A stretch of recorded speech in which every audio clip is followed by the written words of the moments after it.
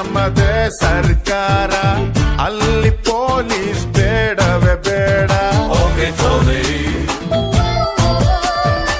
ನಾಡಿಗೆ ನನ್ನ ಹೆಸರಿಡಬೇಕು, ಸ್ಕೂಲಲ್ಲಿ ನಂದು ಲೆಸನ್ ಇರಬೇಕು.